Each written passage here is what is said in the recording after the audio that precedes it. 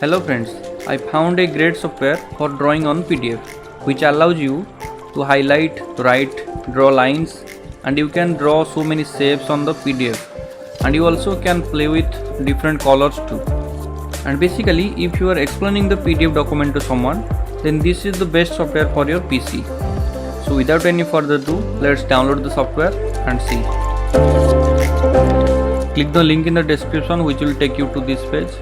So you can download it from the Microsoft Store only. So it is available for free in the Microsoft Store. So let's open the Microsoft Store. So you can just click here and that will automatically open the Microsoft Store. Otherwise you can open the Microsoft Store and search it here.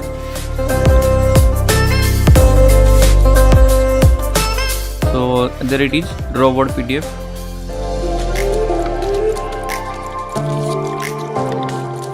So let's install it.